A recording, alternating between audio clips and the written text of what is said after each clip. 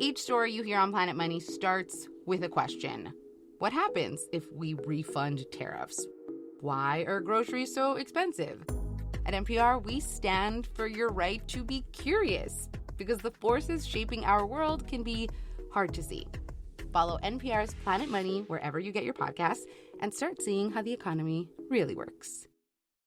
This episode is brought to you by Progressive Insurance. You chose to hit play on this podcast today. Smart choice. Make another smart choice with Auto Quote Explorer to compare rates from multiple car insurance companies all at once.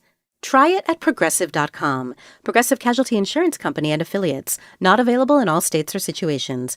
Prices vary based on how you buy. Most people don't realize how much of their personal information is being bought and sold every day. Data brokers are making billions pulling details about you from public records and the internet, then packaging and selling it, usually without your consent. That's how your information lands in the hands of scammers, spammers, even stalkers. It's why you get endless robocalls and why ads seem to follow you everywhere. That's where Aura comes in.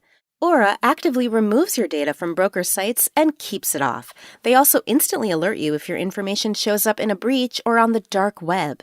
But Aura goes beyond data protection. With one app, you get a VPN, antivirus, password manager, spam call protection, dark web monitoring, and even up to $5 million in identity theft insurance, all backed by 24/7 US-based fraud support. Other companies might sell just credit monitoring or just a VPN. Aura gives you all of it together at the same price competitors charge for just one service. Start your free trial today at aura.com/safer. Protect yourself now at aura.com/safer.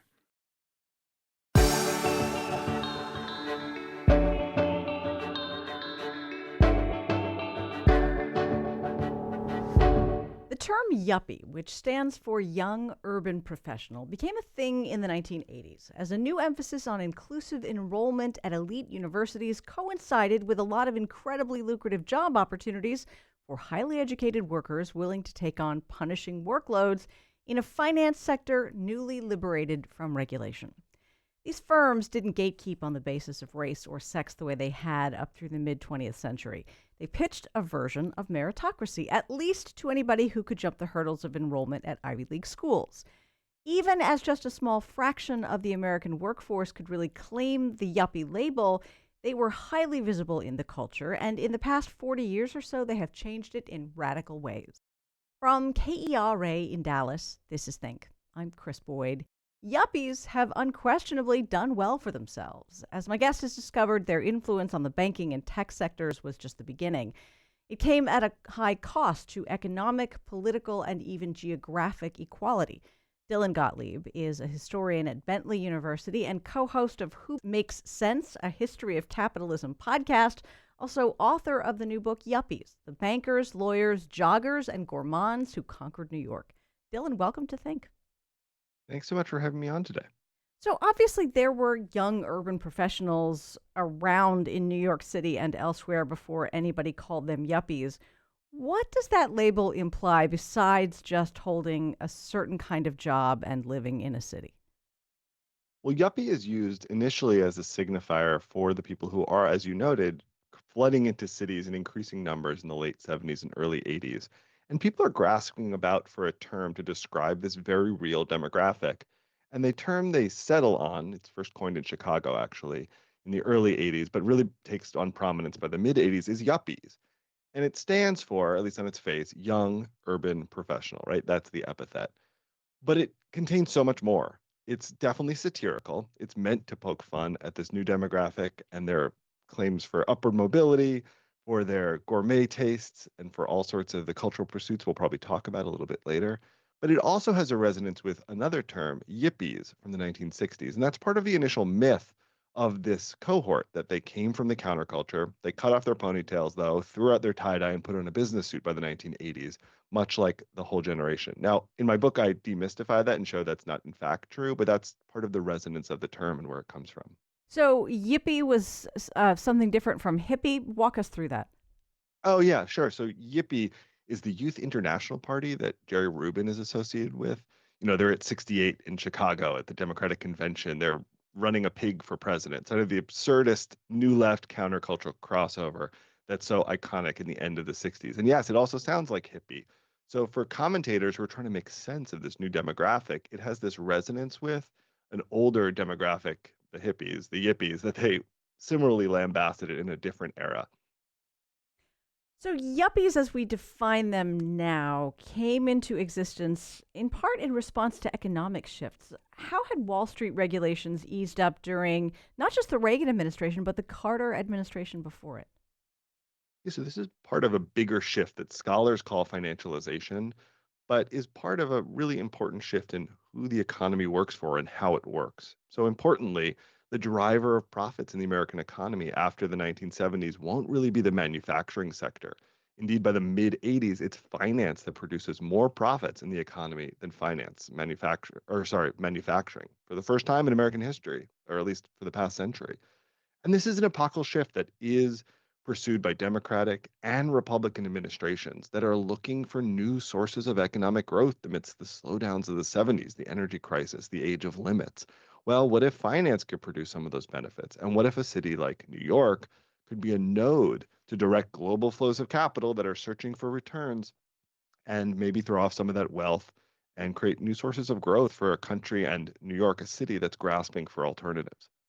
It's not surprising that some people found this a little bit alarming. The idea that you didn't have to make any stuff anymore to trade, you could trade stocks and derivatives instead. Sure, and it's lambasted in movies. I think it's in sorry, it's in Pretty Woman, right? Richard Gere is an arbitrager who, at the end, though, gets into shipbuilding. That's sort of the moral critique of the movie. Oh, the yuppies and their financial chicanery. That isn't real productive work. What is building things. But increasingly in America, it's corporations that are being chopped up, merged, sold off, taken over as a means of short term profit gains for shareholders rather than long term fixed investment in places and in the workers they used to employ. So it's a real orientation away from what had been the economic base of the country towards a new set of workers. The white collar workers will benefit from those changes, and with benefits flowing upwards to those who own capital rather than those who work for a living, or at least in manufacturing. What kinds of jobs did those emerging financial firms need to fill?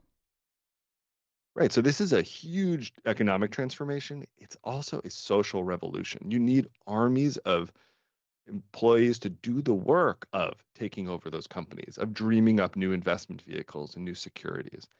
And so they draft an army of young people mostly who are willing to work these punishing hours for large rewards in terms of salary, in terms of prestige at, say, investment banking as an analyst or in law firms as a young associate, doing really the grunt work of breaking up manufacturing corporations or seeking to uh, increase the profitability and fears of a takeover. All this work needs to be done on a daily basis, often in windowless conference rooms, right? Uh, over grueling stretches of time. But it takes the young people, who I call yuppies, who were called yuppies at the time, to do this work at a sort of ground level. So, these companies focused recruiting at the most elite universities in the country, notably the Ivy League. Were those early finance firm recruiters looking for a type that would essentially resemble who was already working on Wall Street? Right. So before this era, banks are not the most prestigious job option for those coming out of these elite schools. Those schools, Yale, Harvard, Princeton, are WASP men, right? White Protestants who, sure, they'll take a job at a bank. Their uncle makes a call and they get a job. Only about 3, 4% of the Ivy League was headed to Wall Street, and even as late as the mid 70s. But those schools are changing in profound ways in this era. This is after the civil rights movement, it's after the women's movement. And these schools are diversifying. They're welcoming a new crop, first of white ethnic men and then white and black women. A whole range of minoritized populations are finding their way to these schools.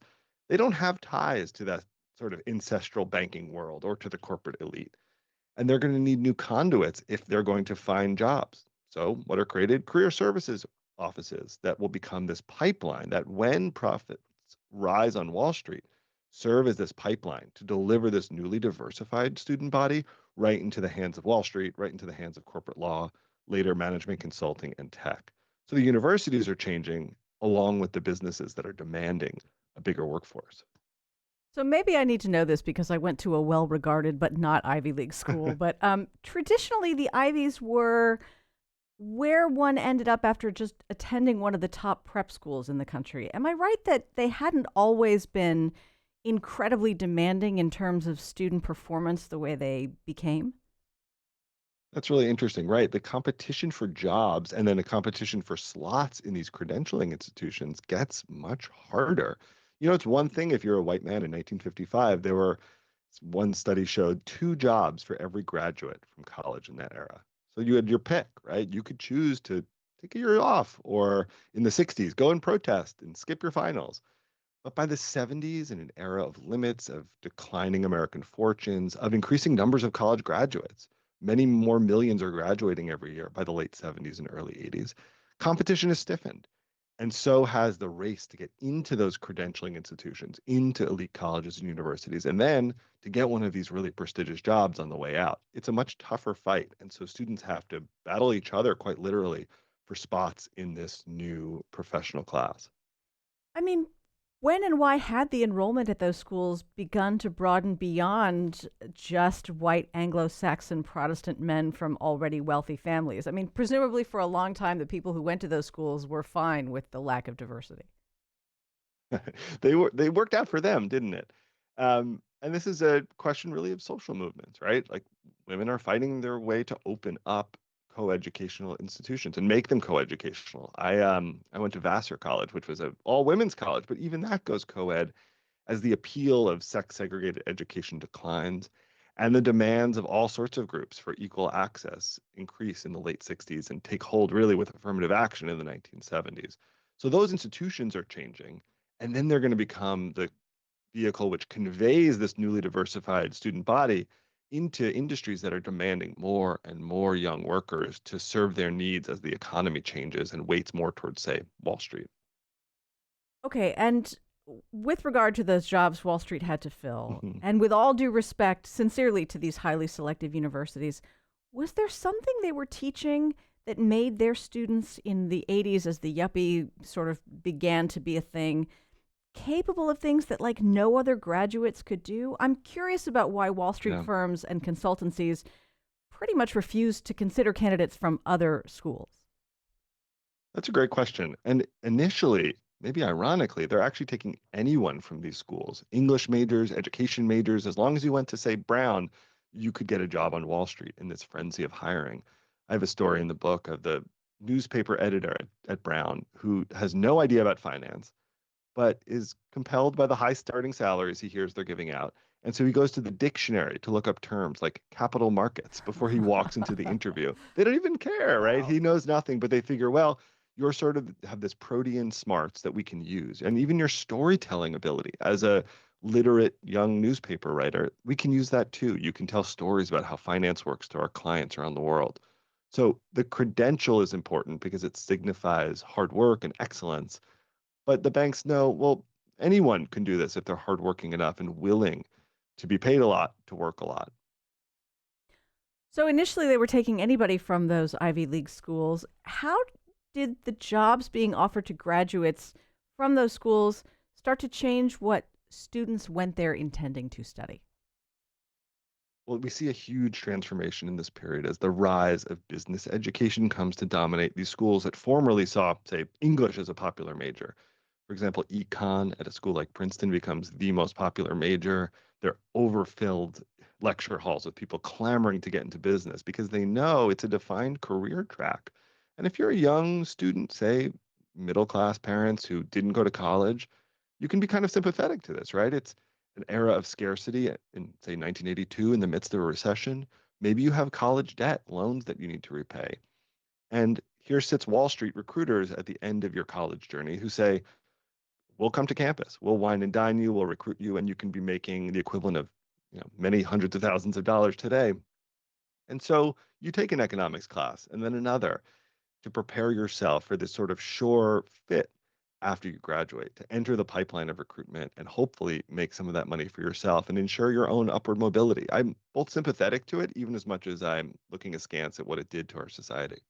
Yeah, I mean, was this also the start of students and by extension their families making the calculated risk to take on enormous amounts of debt as long as they could earn a diploma from the right kind of school? Exactly. It's also a retreat nationally from the idea that college is a public good, that we're all investing in the cultivation of the next generation for whatever ends. And really, under the Reagan administration, there's a huge pullback or a transition from grants to loans. So students are burdened with more of a risk, right? Their education is seen as less of cultivation and more of an investment in their own future, their human capital, right? And it's seen as, a gamble you're taking on your own future. Well, in those conditions, I can be sympathetic to choosing a job that's a sure thing that can repay those debts.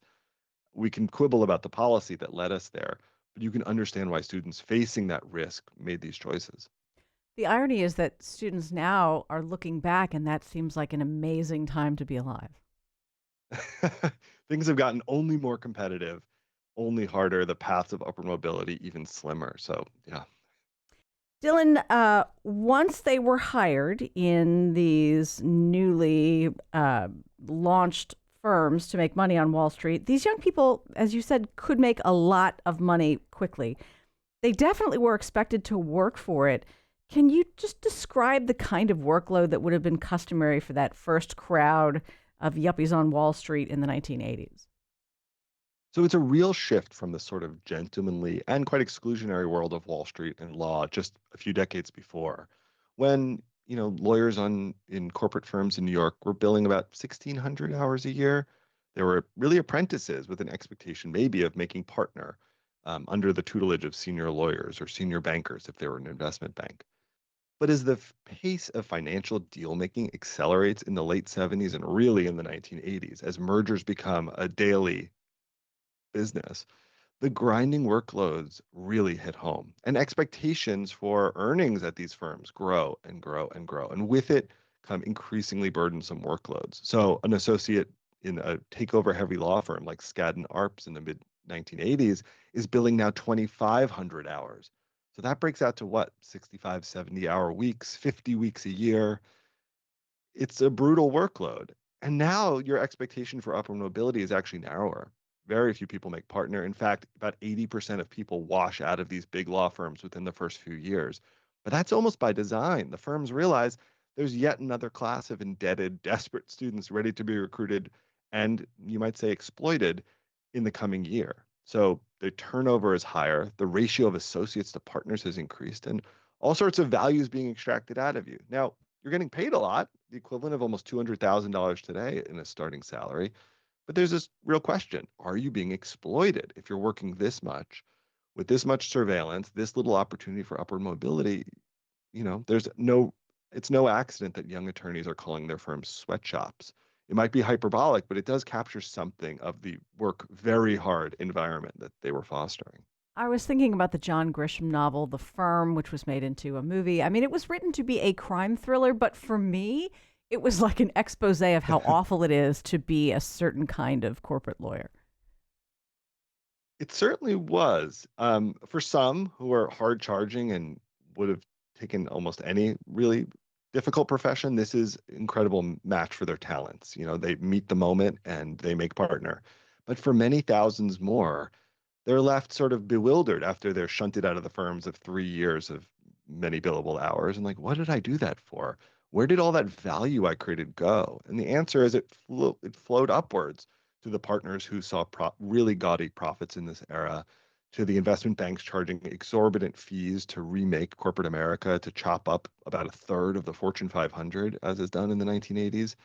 They're really the handmaidens to a whole new era of harder work, sure, maybe higher pay, but misery for them often, and misery further down the class ladder as well. It is interesting to think about the generational disconnect, between this crop of, I guess they would have been baby boomers who were the first yuppies and the young people entering the workforce now. These yuppies expected to be paid well, but nobody really expected to like work, right? It was sort of understood that it would be miserable and just incredibly punishingly competitive. I think that's true. But on the other hand, the option that they were not taking was in, say, corporate management, where many of the Ivy League grads would have gone 15, 20 years before. And by the 80s, those jobs are seen as sort of the backwater of American economic life. That's where you're a pencil pusher. That's where you're working in a big, sort of stultifying corporation in a gray flannel suit. That's the mid-century vision that yuppies actually see themselves as rejecting by working at a bank. At a bank, you're sitting in, it may be really hard work, but at least you're in the middle of the action. Some of the people I interviewed compared it to a tech startup in the 2000s, right? It may be exhausting, but you feel like you're where the action is and you're in the driver's seat of the American economy. I think that was actually exhilarating, even as it was immiserating for these people. And this was the era where we got the ethos about work hard and play hard. So, in addition to putting in these insane hours at the office, if you really wanted to be part of this kind of movement, you had to put in your time at the gym. Yeah, so fitness becomes a really key way to link the sort of meritocratic story you tell yourself in the workplace with a sense of excellence and accomplishment outside of it. And yuppies turn their leisure into its own kind of work, if you can believe it. So I write about the way that jogging, the sort of leisure activity of the counterculture, of the middle class plotter on the weekends, turns into running in the Mm. 1980s. And running has a very different valence. It is funny that no one even uses the word jogging anymore. No matter how fast or slow you do it, you run if that's your form of exercise. So this is the moment it transitions. And it's remarkable. In the people I interviewed dozens of years, decades and decades later, they still remember their finishing times from 5Ks, from marathons. That was another way to measure just how successful they were and the reason they were atop this hierarchy that's erected in this era. Well, I was the fastest runner in my track club. I was also the best at profit and loss at the bank that day. There are these domains that both tell yuppies, listen, you're a winner and you deserve to be on top. I live in Dallas, Texas, and I am not a competitive runner. So it's funny to me that news of whatever went down in the New York Marathon comes to me every year at about the same time. How did the rise of the yuppie transform what the marathon even was? Well, the marathon is really this shambolic little race that starts in Central Park in the early 70s. The winner of the first New York City Marathon does it in a pair of hush puppies. Nikes weren't even on the market yet. But by the mid 70s, New York is in crisis, and its leaders, along with its real estate moguls, are looking for ways to revive the city's fortunes, to attract more of the young people who might bring in tax revenue and make the city an attractive place. And they land upon promoting a 5 borough marathon as a great way of burnishing the city's image in this era. 90% of the participants in this marathon, they realize, are white collar professionals. That's exactly who they like to have the race t-shirt on in the weekends or to move to the city and to be entertained, to spend their money there. And so the marathon becomes this way for New York to attract those young people, to point a spotlight also on its neighborhoods that have been long neglected. The first time national television cameras returned to Brooklyn since the Dodgers leave in 1957, it's the early 80s marathon. And so it does shine a spotlight on all of New York's pleasures for tourists, for yuppies who might consider moving there. And it's broadcast to millions around the world. So you in Dallas were subject to some of those same images, and maybe it changed the way you thought about New York, not as this crime-infested, uh, fiscal crisis epicenter, but rather an attractive place to go be a young person. Well, talk about the crime. It really was. It wasn't just made up. It really was a problem, especially in the 70s. Yeah, so crime is a real factor, and it comes out of the deindustrialization that New York is suffering in this period. New York loses about 500,000 jobs by the time that its economy bottoms out. They're leaving for the South, they're leaving eventually for overseas. And New York doesn't have the jobs on the waterfront anymore or in manufacturing. And so there's a great deal of economic immiseration for those who are left behind by the economic transition to things like, say, finance. So crime is one of those consequences, and it is quite real. But I wouldn't. So in that moment, though, the city decides to stake its future not on, say, elevating the people who are left behind by that economic transformation. The city in this period is, say, closing firehouses in neighborhoods that are suffering the worst effects of these transformations. They are charging tuition for CUNY, which had formerly been a free institution. So actually sort of lifting the ladder for the working class that's suffering and instead reorienting towards yuppies, saying the way we revive the city is by attracting these yuppies, whether it's by the marathon or whether it's by attracting more banks. It's by increasing real estate values through those same constituencies. And it's by getting the people who've been left behind by manufacturing's loss to work in the low paid service industry. So that's sort of the two-tier city we see emerging. And by Giuliani's emergence, he solves the crime problem, so some people argue, by incredibly punitive policing and incarceration for those who are left behind, for better or worse. I mean, cities like New York and San Francisco are expensive in part because they are at all times working with a finite amount of physical space, right? How did Mhm. developers and landlords in New York in particular try to make space for these wealthy new yuppie tenants in neighborhoods that were once occupied by working class families? Yeah, so we're familiar with gentrification from our own era, right? It's this continuing trend of upscaling neighborhoods where people with more money are demanding housing in places where people with less are living. But what I discovered in New York in the late 70s and particularly the early 80s is that this process of gentrification is not just abstract economic forces at work, but actually quite real violence that's enacted on the ground to displace those working class tenants. Vacancy rates in the New York area are falling between below 1 or 2% in some neighborhoods in this period. So there really is a scarcity of housing, especially for the luxury 1 and 2 bedrooms that yuppies are demanding. And landlords are eyeing this situation with kind of a gleam in their eye, and they think, well, how can I profit? I need to turn over these buildings. New York, of course, also has all sorts of tenants protections that makes that hard to do. So what do landlords and owners do across the metro area in New York? They use violence. They hire people called urban relocation specialists to threaten and harass tenants in the Upper West Side.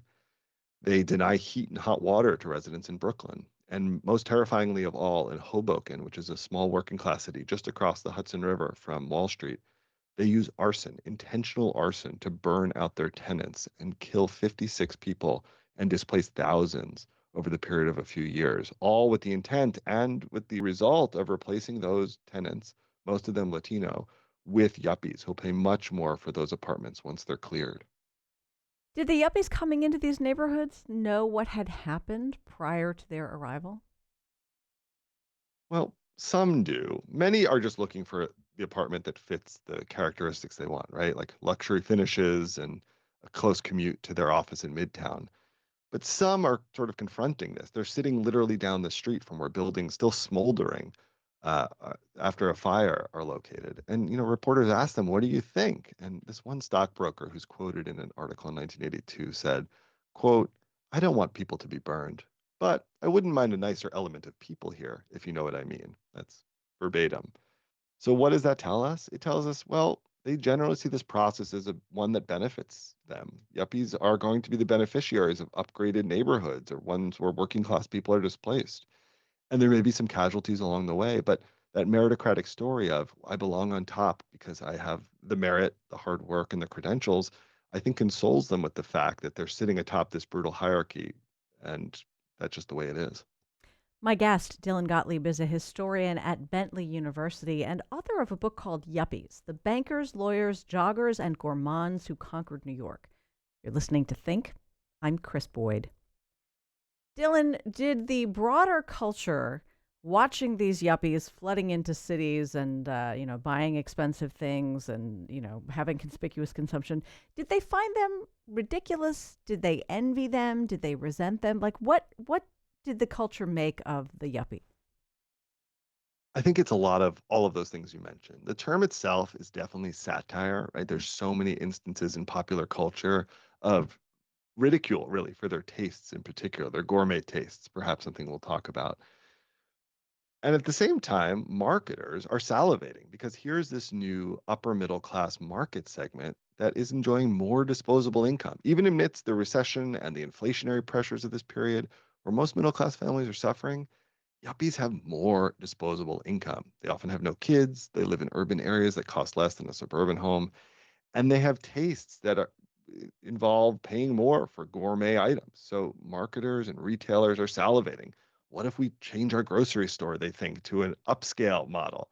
I don't know if you're familiar with the Food Emporium or Dean and DeLuca or Silver Palette, all these sort of shops that pivot away from a mass market audience to this emerging bright spot in the consumer economy, the yuppie that, well, they see as a potential consumer base for a luxury economy. So the marketers are happy.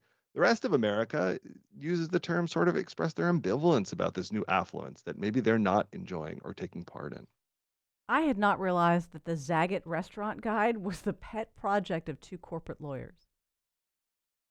Yeah, so that is the most iconic yuppie accessory in this period. It's created in 1979 by, you're right, two corporate lawyers who love to eat out, take their clients out for dinners. And one night over many bottles of wine, they and some friends say, well, why don't we actually like regularize this system and like help our friends figure out where to take clients? So they create a little handwritten survey, later mimeographed survey of all their corporate friends and ask them to write reviews, anonymous reviews they'll aggregate into a little guide. You can think of this as sort of Yelp or Google before a phone. And it was a little red book designed to fit in a suit jacket pocket. So you could whip it out right after a work day to take a client to the latest bar to make sure you got the most status credit for choosing a place that expressed your sophistication as a gourmand. The Zagat's turn it actually into a business because they're savvy, they're tax attorneys, and they know they can write off those meals if it's a business. The food thing was not limited to fancy restaurants. I took a weekend away recently, just Mm. at a state park. Population in the surrounding area was like 2,500. The grocery store there carried things that you just would not have found in 1980 in that same grocery store. Everything from hummus to fancy spices and harissa and things from all over the world and like pretty good cuts of meat, that sort of thing. How did the yuppies transform what's in even a normal grocery store? If you went to a fancy restaurant in 1965, say it was always a French restaurant, invariably, and the food there just wasn't great. Heavy sauces, the peas would come in a can from France, but that's what fancy was, right? Canned peas because they were French. So the food wasn't great. But what happens in between that and the yuppie ascendance is the counterculture. And what the counterculture teaches America is that actually consuming the folk, consuming authentic foods from working class cultures, everything from Jewish smoked fish to Italian salami, like all of these things have value. And you, as an elite consumer, can if you know enough about them, can get credit for consuming them wisely. And that's exactly what yuppies do. They're still spending a lot of money on food often, but it's not just at fancy French restaurants. They're also going to regional Chinese cuisine. They're going to read in cookbooks about the latest cheeses from France coming from the provinces, right? Or they're going to introduce new and demand new ingredients like sun-dried tomatoes and balsamic vinegar. And then in turn, we as sort of ordinary consumers are going to aspire to those tastes that are more omnivorous than the elite tastes from before. So this is the origin of those ingredients filtering down. But as soon as those ingredients end up at your corner supermarket, the yuppies have moved on to something else. It's no longer cutting edge. It's no longer providing enough sort of cosmopolitan status as the ingredient did before. So it's on to the next thing, ever more obscure. Dylan, these yuppies had lots of disposable income. How did they decide which political candidates to send it to? So that's interesting that the yuppie in our collective memory is often understood as a Reagan voter, as a sort of right wing free marketeer. And no doubt there are some suspender wearing bankers who support Republican causes in this era. But there's a real transformation in who Wall Street and these young professionals support in this moment. Importantly, these places are diversifying. It's not just the WASP elite anymore that's allied with the corporate boards that they long served. No, it's Jews who are sitting atop of banks and Irish people and all range of folks who are traditionally democratic. But of course, it's a different sort of Democratic Party, and for them, a different sort of politics than the New Deal era, maybe of their parents.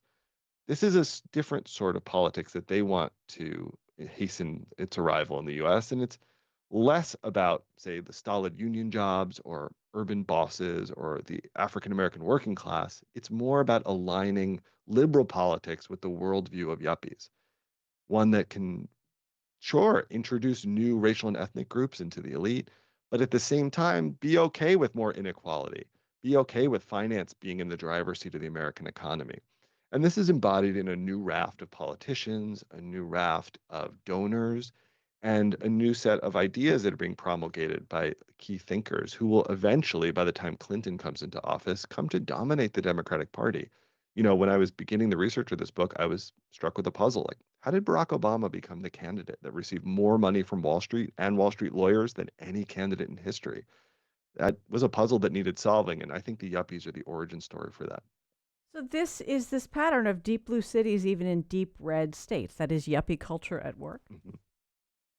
Yeah, absolutely. Urban, cosmopolitan people who want to live amidst diversity and value it in a really earnest way that we shouldn't discount. But at the same time, pushing for policies, say financial deregulation or investment in the or deregulation in the tech industry that benefit them and that comport with their worldview of, technocratic governance, of professional class jobs being the driver of the economy, that really does benefit yuppies, even if some of their cultural policies are quite liberal and expansive. And they still want, hopefully, to achieve equality in some distant horizon. But how are they going to do it? Well, by deregulating Wall Street. Sometimes it's hard to square that circle, but that's how yuppies are thinking about it. President Trump was once a wealthy young urban businessman in New York. Could you call Trump a yuppie? I think that many commentators mistakenly call Trump a yuppie.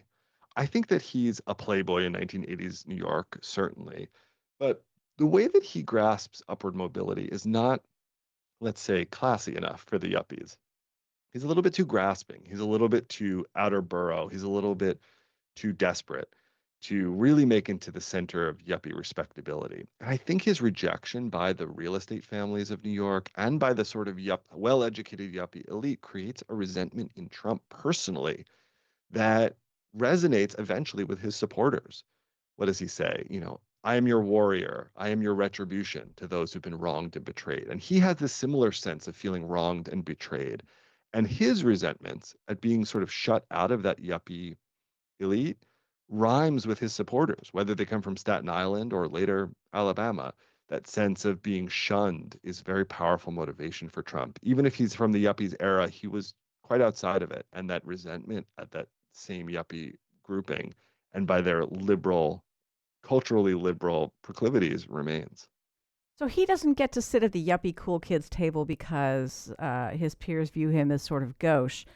A lot of Americans didn't enjoy the financial benefits that the yuppies did because they didn't have the right kind of education or the right kind of background. But they saw Trump still as someone who could kind of recognize and represent their grievances. I think that's right. I think that he understands the resentments of, or feeling resentful at a cosmopolitan urban elite that, never quite accepted him and certainly has a degree of disdain for those who can't ape the taste culture, let's say, of yuppies, or who don't fit into the political economy that's putting unions in the rearview mirror. All of these things that yuppies are working to accomplish in the political realm have real powerful consequences for those who are left behind. All those takeovers, all those mergers mean huge layoffs. The term downsizing enters the dictionary in the early 90s, in large part because of these machinations on Wall Street. So the transfer of wealth from our vast industrial heartland to a small number of financial capitals like New York has real economic harms. And it's also a psychic challenge to American manufacturing independence. That Trump seizes upon those resentments, both truly in economics, but also in the psychic wounds and the racial wounds that are associated with them. To be a yuppie, especially in that first wave, is almost by definition to have benefited from a confluence of historic factors that made upward mobility likely. At the same time, this was the start of this widening chasm between the upper class and just about everybody else in this country. Would you Hmm. say, Dylan, that yuppies caused this inequality or are guilty of failing to stop it, recognize it? So this is a complicated question, right? How much they are individually culpable. And listen, these aren't the plutocrats, the sort of billionaires we know sit atop the economy and receive the large percentage of the benefits of, say, downsizing the American worker and exporting their jobs elsewhere. But the yuppies are the foot soldiers who do see many of the benefits of this transition to a new sort of economy where the gains flow upwards. And I think that they are doing the daily work of enacting those set of policies on the rest of America. So they're the beneficiaries of a more unequal political economy, maybe not the biggest ones, But numerically, they do represent a much bigger constituency than the handful of billionaires, today billionaires. It's a 10, 15% of our country that is pulled further and further away. And with it, they legitimate their position atop that hierarchy through things like taste, through things like fitness. They say, well, maybe I deserve to be atop this system because, look, I am amongst the elect. That meritocratic story helps legitimate increasing levels of inequality. And so does diversity. The fact that a small number of racial minorities and women can make it into this yuppie grouping says, well, look, it's open to all. If I can do it, why can't you? And in that sense, it's sort of exculpatory for yuppies. Well, if Barack Obama can be president, we must have solved race in America. Well, we know that isn't true at the largest scale, but it's part of the story yuppies tell about how inequality is just one of the consequences of their rise, and maybe not the worst thing. Yuppies flooded the Democratic Party with money. Did they drive the working class out at the same time? That's a great question, a vexed question that many people have been seeking to explain. I think in large measure, they do shift the orientation and proclivities and thinking of the party, the sort of policy emphasis away from unions. Gary Hart, who's a figure I write about at length in the book, he doesn't get elected to president in 1984 or 88, but he's sort of a John the Baptist figure that heralds a new sort of Democratic Party. And what does he say on the stump in the 70s? The New Deal is dead. It's over, guys. We're done. We're transitioning away. Now, whether or not that was inevitable, we can debate, but he is trying to hasten a new sort of future with what he calls sunrise industries, tech, Wall Street at the helm. And that's a new orientation for the economy that wasn't necessarily the only path for revitalization in America, and one whose benefits could have been shared more widely. But as these sorts of politicians come to dominate the party, especially in the era of Clinton, well, they are getting increasing numbers of donations from Wall Street. They're listening to the corporate lawyers who are also, highly educated at the same schools. And there's a new class that takes over the thinking in the party and the policy making in sorts of directions that benefit metropolitan liberals in a story we sort of know all too well. The yuppies tried to maximize their productivity at work, optimize their workout schedules. Sort of the best of everything was what they wanted. How did this affect the way the first yuppies raised their kids when they came along? Well, yuppies, in order to preserve their class position, didn't have the benefits of vast inherited family wealth, the way, say, the WASPs did in earlier generations. And so there's this phenomenon, Barbara Ehrenreich called it the fear of falling. The idea that you had to have this relentless battle for self improvement in order to stay atop this project of upward mobility, but also for their children. This is passed down to their children. It begins to feel like a zero sum game for the increasingly small number of spaces in the upper middle class elect. And how do you get there? Well, the battle starts earlier and earlier for their children. It has to be the best preschool in order to get into the best elementary school, in order to ensure college admission, because those are now the key credentialing institutions for the jobs that can secure increasingly remote chance at a yuppie future. So there's this anxiety parents have about maintaining their class position. It's passed down to their children and creates this exhausting zero sum meritocratic race that doesn't leave people feeling good. It leaves them feeling burnt out. And much of that anxiety passes on to their children as well. Dylan, you say yuppies today are both everywhere and under threat. What do you mean by that? So, in some ways, I think the yuppie as a term has fallen out of favor because they've become so ubiquitous. Like, I enjoy balsamic vinegar. I'm sure you enjoy a sun-dried tomato. Like, you went to that market and enjoyed the offerings. We all do. In some ways, their tastes have become the water that we swim in at a certain class level. And in that sense, the term has receded from use. It feels like this artifact from the past. So that's why I'm trying to revive it as a way of understanding the class position many of us find ourselves in. But on the other hand, there are real pressures that are perhaps portending the end of this class of yuppies. We talk about AI. It's narrowing the range of entry level jobs, the number of entry level jobs, and the pipeline that once conveyed people from diversifying universities into these white collar industries that may be narrowing. We may see a shrinking of the opportunities, particularly for those who are most vulnerable, maybe the most indebted. And we're also seeing increasing pressures from other areas. Think about the cost of urban housing. or childcare, as someone who paid for 2 kids through early education knows. These are real, profound costs that are outpacing inflation and make reproducing one's education and class position really difficult. Add to that the sort of precarity of the lower end of the yuppie job spectrum. If you're an academic, a journalist, or even a medical professional, those same patterns of overwork and exploitation that we saw beginning in the 80s have now really come home to roost. This is why, for one reason, we see, say, journalists unionizing, right? They're understanding that, wait, we're workers too, and this isn't adding up, this bargain. We went to the right schools, we made the right choices. It's not panning out for our generation the way it might have had in the 1980s. So, have we reached a time where whatever prestige one's job might carry, people actually care about the bottom line? They care about what they're getting paid and what the benefits are and what the security is, maybe even more than having like a cool job that is viewed as something desirable.